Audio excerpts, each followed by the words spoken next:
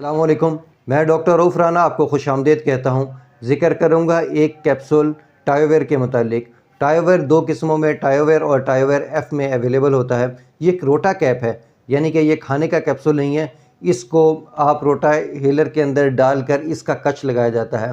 یہ سانس کے مریضوں میں استعمال کروایا جاتا ہے۔ ایسے مریض جن کو سانس کا عارضہ لاحق ہوتا ہے، جن کو سانس لینے میں دشواری ہوتی ہے، ان میں اس کیپسول کا استعمال کروایا جاتا ہے۔ ایک کیپسول آپ اس ڈیوائس کے اندر ڈالتے ہیں اور اس کو دباتے ہیں، جس کی وجہ سے جو کیپسول ہے وہ ٹوٹ جاتا ہے اور پاؤڈر جو ہوتا ہے وہ اس مشین کے اندر آ جاتا ہے۔ پھر آپ اس مشین کے جو سکنگ ایریا ہے اس کو سک کرتے ہیں، کھینچتے ہیں، کش لیتے ہیں اس کا، اور وہ پاؤڈر آپ کے گلے کے اندر اور آپ کے حلق کے اندر آ جاتا ہے۔ یہ پاؤڈر کرتا کیا ہے؟ یہ پاؤڈر آپ کے پھیپھڑوں میں پہنچتا ہے اور آپ کے سانس کی نالی کو کھلا کر دیتا ہے۔ چونکہ جو سانس کے مریض ہوتے ہیں ان کو سانس لینے میں بڑی دشواری ہو رہی ہوتی ہے، اس کی ایک وجہ یہ ہوتی ہے کہ ان کی جو نالی ہوتی ہے، سانس کی نالی، وہ خاصی حد تک تنگ ہو چکی ہوتی ہے۔ اس تنگی کی مختلف وجوہات ہو سکتی ہیں۔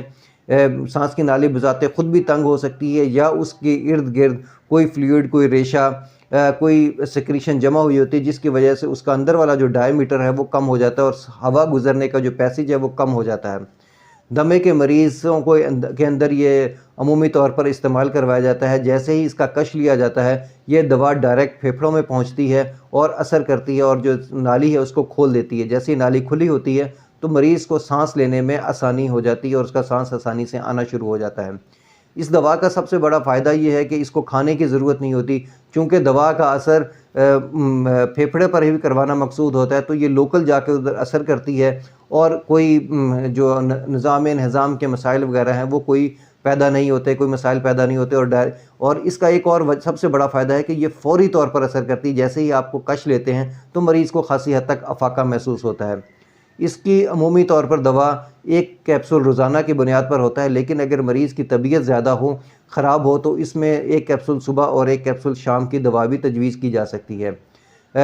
ٹائیویر ایف اور ٹائیویر کے اندر ایک بنیادی فرق یہ ہے کہ ٹائیویر ایف کے اندر دو ادویات ایک کیپسول کے اندر شامل کی جاتی ہیں۔ اگرچہ ان دونوں ادویات کا کام سانس کی نالی کو کھولنا ہی ہوتا ہے، لیکن جو مریض جن کو زیادہ عارضہ لاحق ہوتا ہے، جن کی بیماری شدید ہوتی ہے، ان کو ٹائیویر ایف کا استعمال کروایا جاتا ہے۔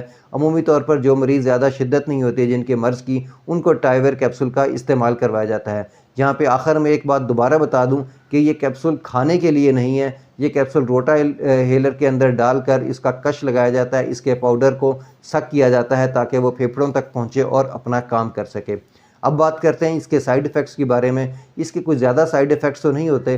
ہاں، کچھ مریضوں کو کش لگاتے وقت کھانسی کی شکایت ہو سکتی ہے، لیکن 1 یا 2 دن کے استعمال کے بعد جب انہیں عادت ہو جاتی ہے تو یہ کھانسی کا جو شدت ہے وہ بھی ختم ہونا شروع ہو جاتی ہے۔